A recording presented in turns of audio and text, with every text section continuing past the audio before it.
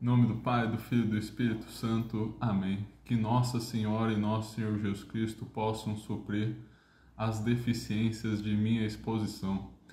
Então, meus caros, esta é a primeira aula do curso de Teologia Cético-Mística. Na verdade, é um remake de nosso curso, pois a gravação original tinha sido feita em condições precárias. Eu ainda não tinha um tripé para gravar vídeo e eu fiz gravando com o celular segurando na mão. Então ficou um pouco sofrível a gravação, né? Mas além de tudo, também comecei a ficar cansado no meio do vídeo, assim, né? Não ficou muito legal. Então estou aproveitando para fazer este remake aqui. Acho que o vídeo vai ter 90% do conteúdo do anterior. Vou falar de maneira diferente, com outras palavras, mas substancialmente vai ser um conteúdo bem semelhante. O curso já conta no momento com 9 aulas e eu vou explicar aqui a estrutura para vocês. Mas antes, por que um curso de teologia ascético-mística?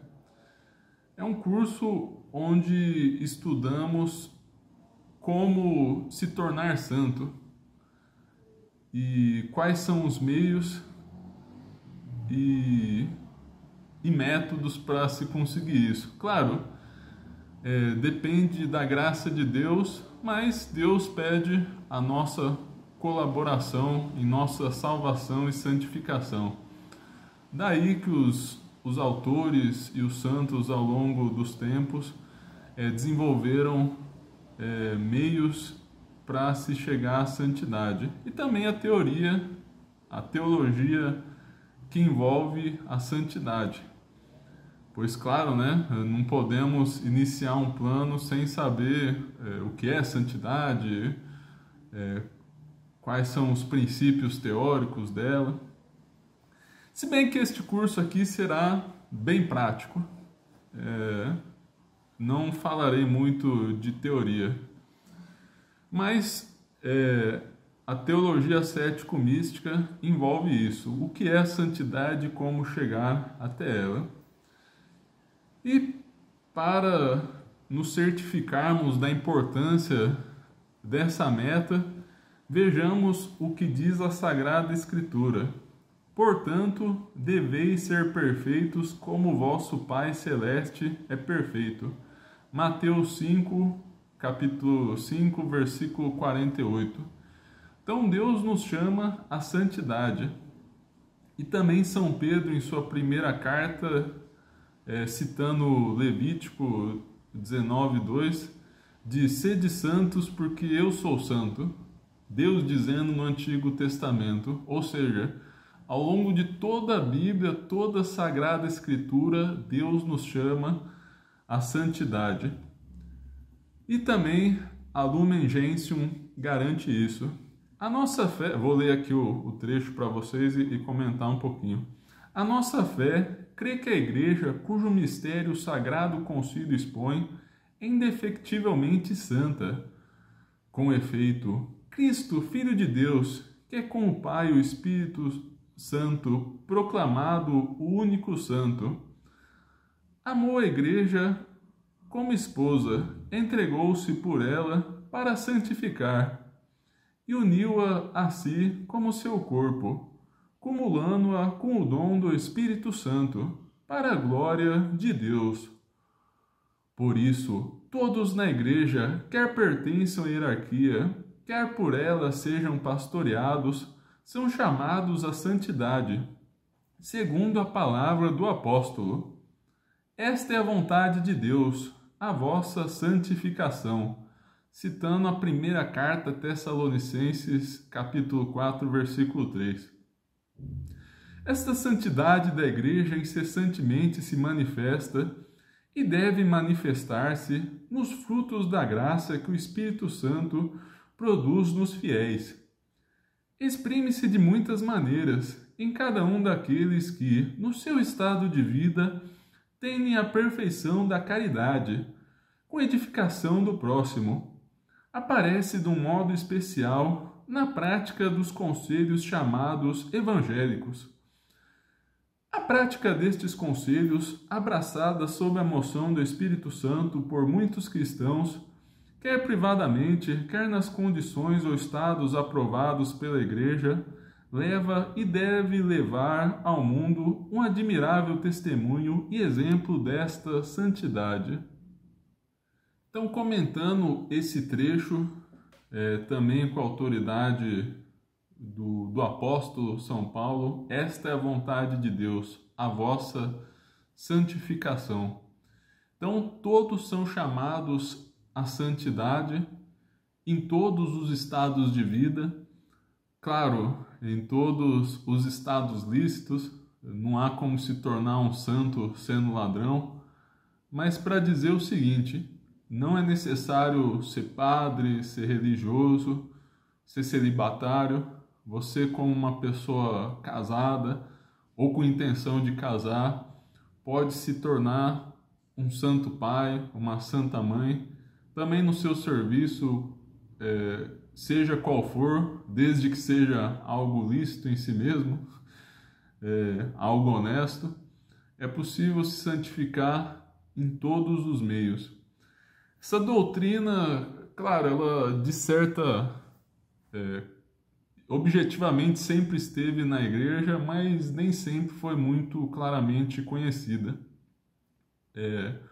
Houve autores que duvidaram disso ao longo do tempo e a Lumen Gentium basicamente enterrou essa discussão. Todos são chamados à santidade, mas santos já falavam isso, até pelo que dissemos, com base na Sagrada Escritura, a belíssima frase de São Paulo, que deve ser repetida todos os dias, se possível: esta é a vontade de Deus, a vossa santificação.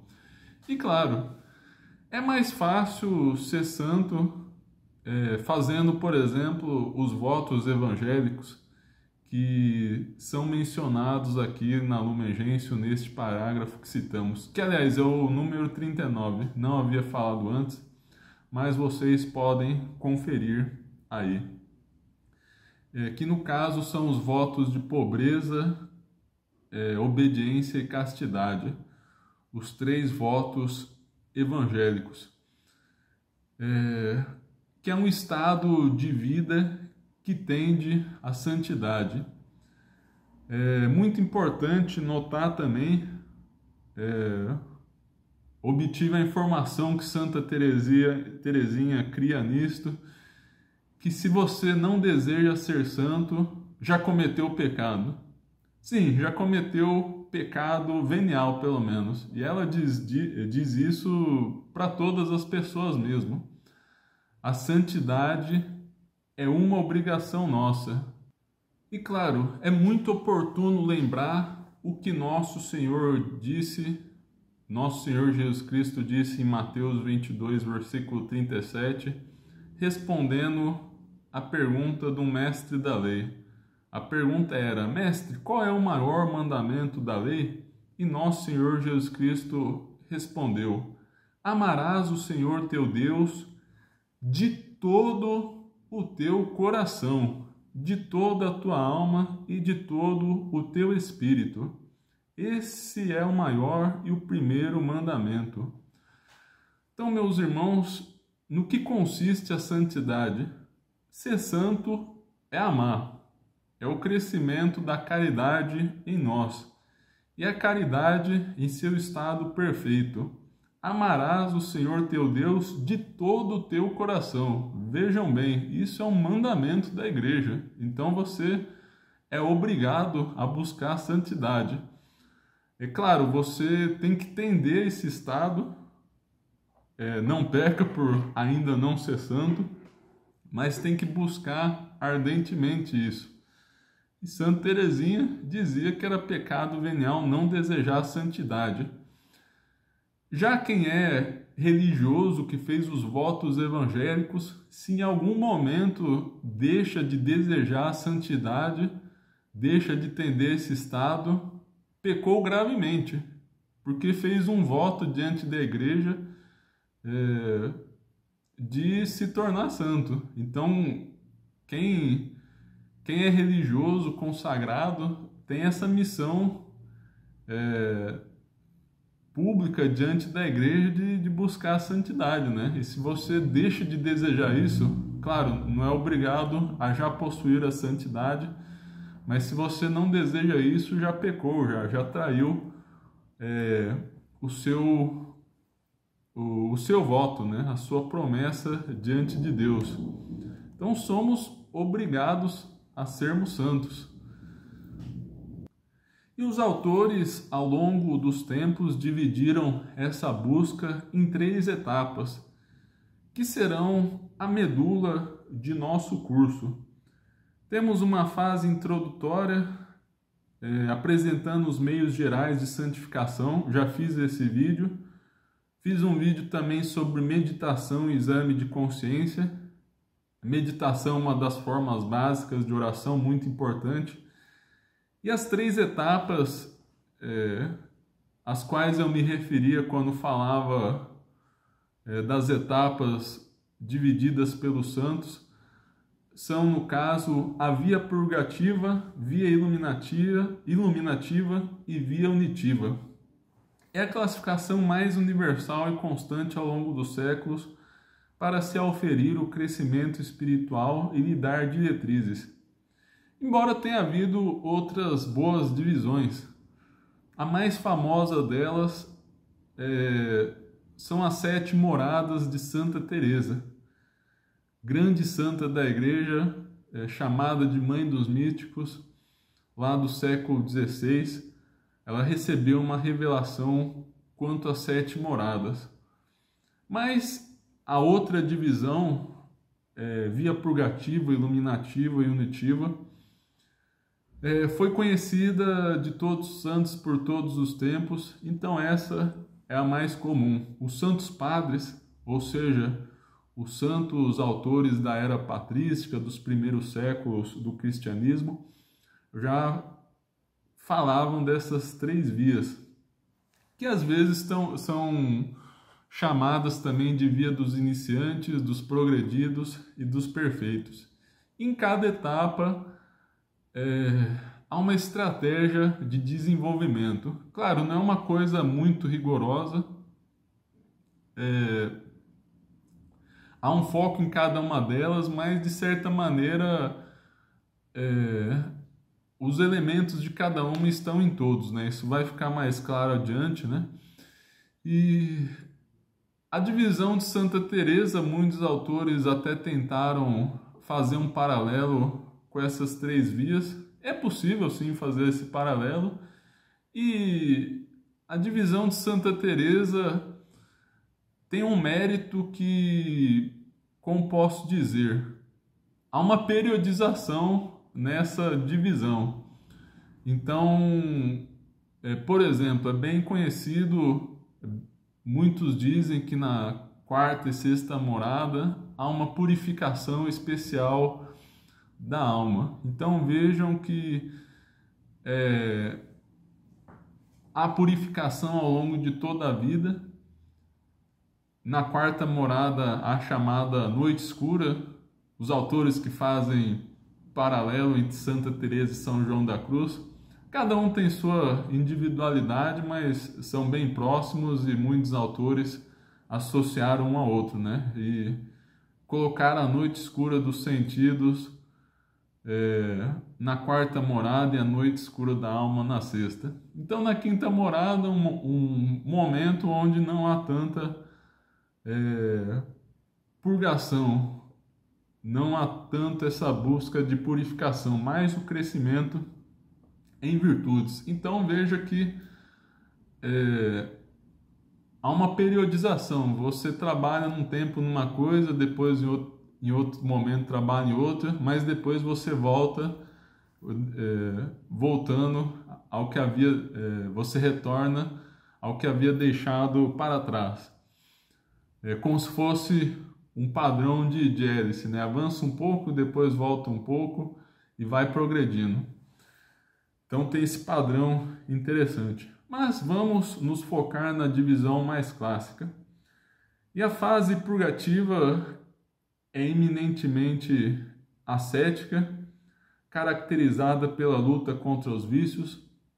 Nela falaremos dos 7 vícios capitais, os famosos pecados capitais.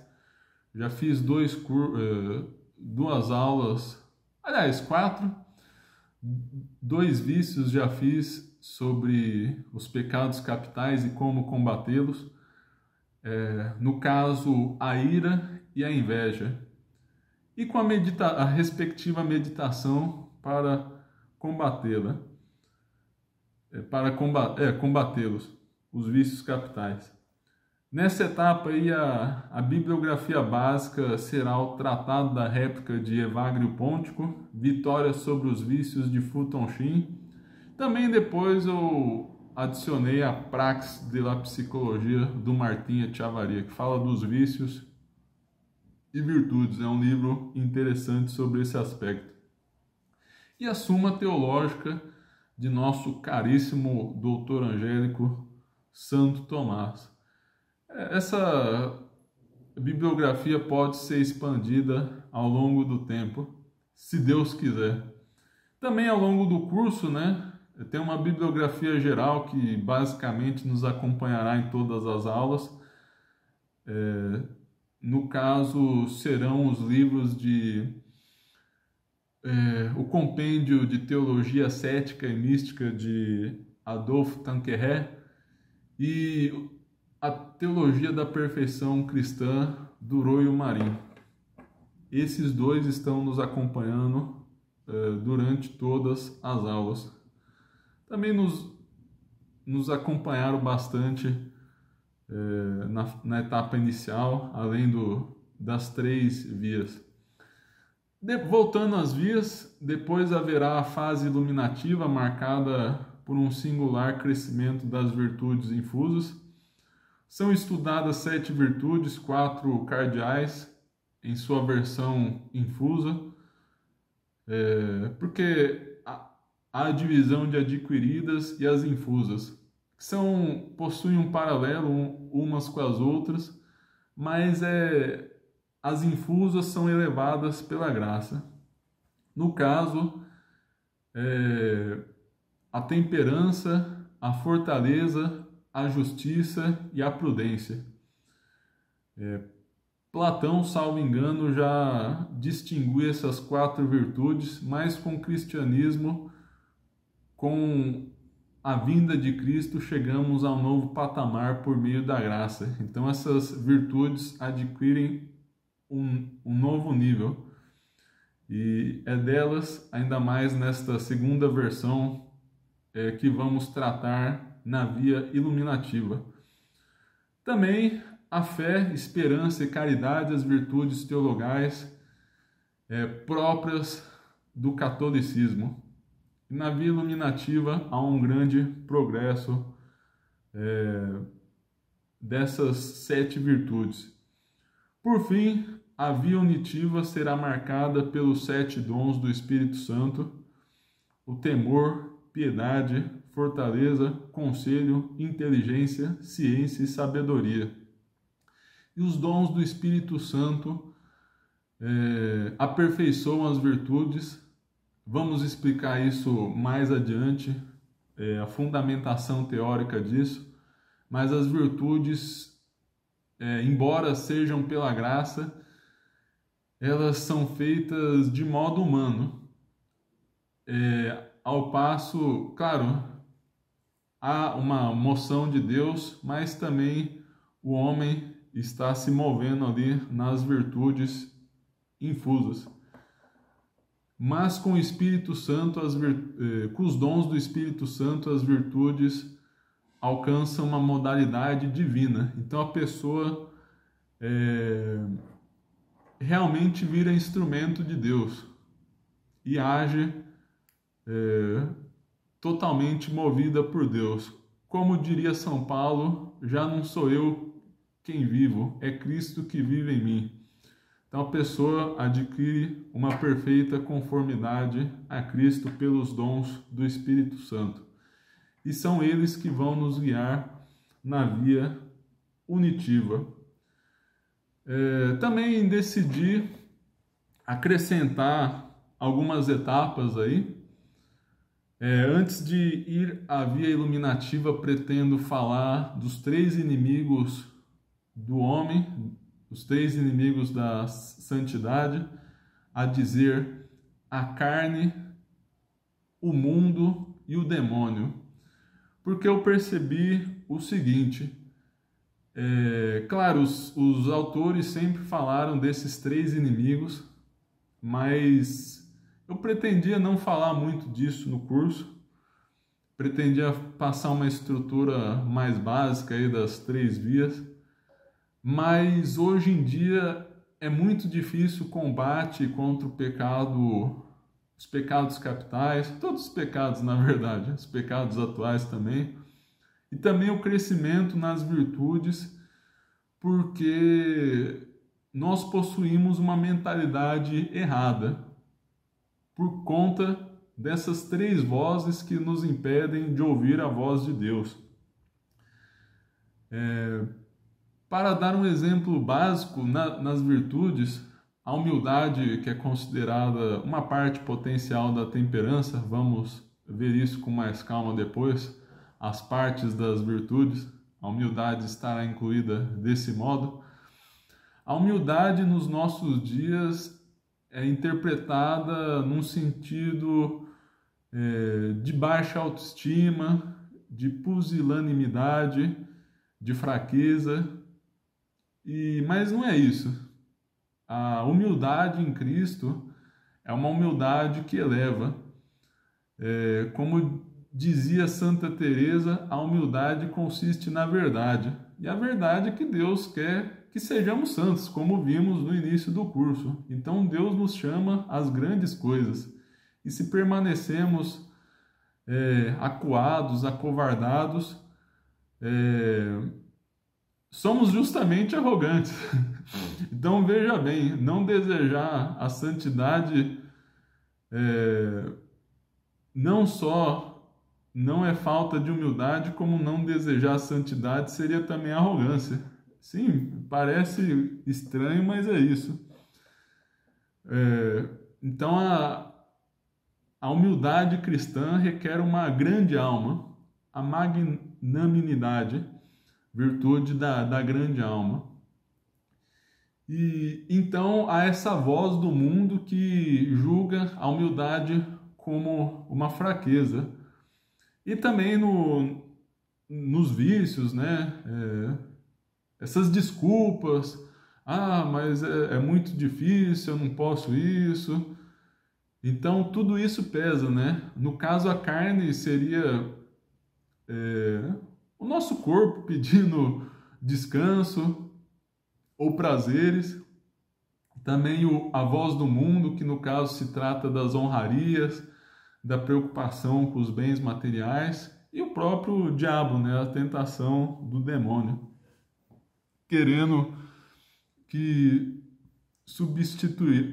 façamos a substituição de Deus, que nos coloquemos no lugar de Deus. Então achei importante colocar isso, vou fazer aula sobre isso também. Aula sobre os graus de oração, muito importante para entender como rezar melhor, porque um dos elementos primordiais da santidade é a oração. Inclusive, logo no início já dou a meditação aí, como fazê-la.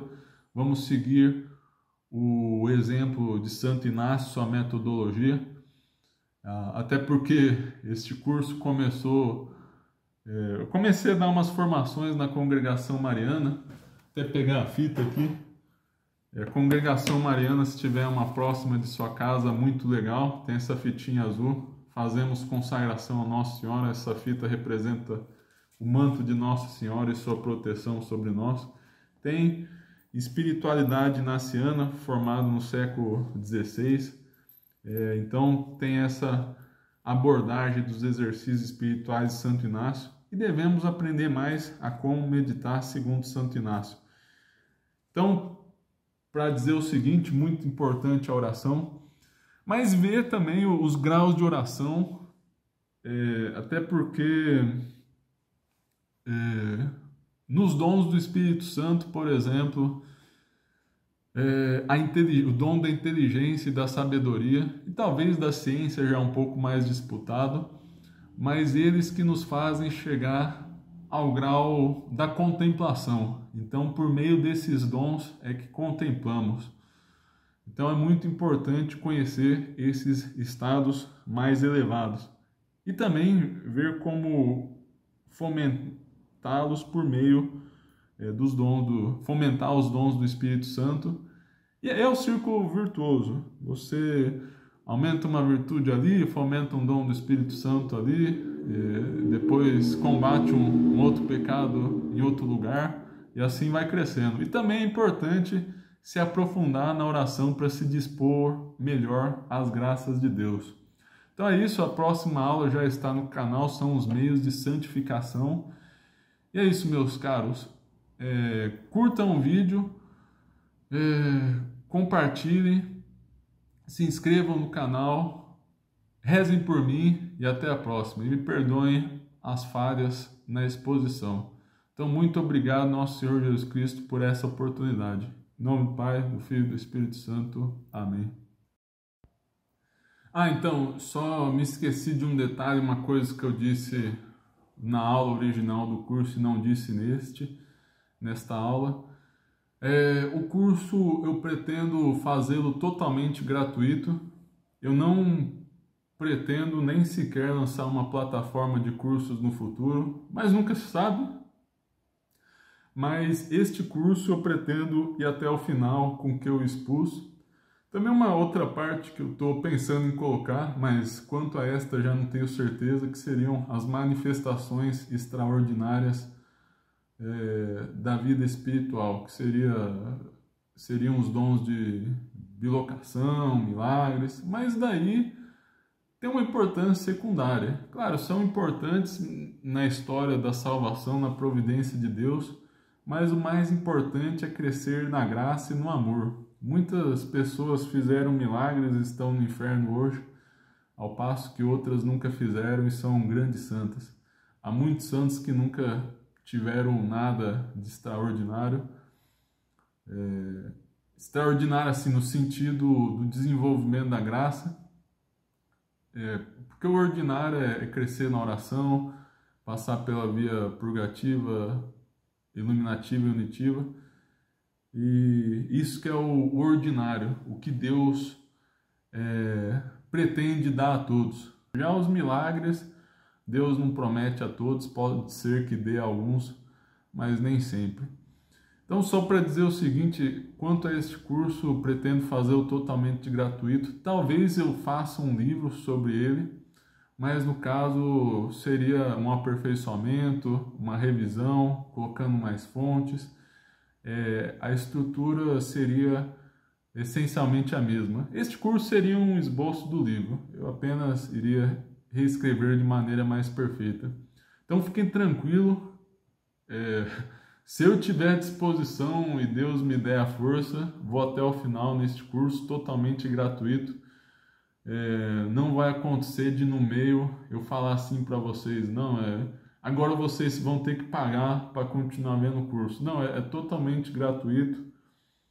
E, enfim, rezem por mim e espero que possam aproveitar o curso. Então, muito obrigado. Em nome do Pai, do Filho e do Espírito Santo. Amém.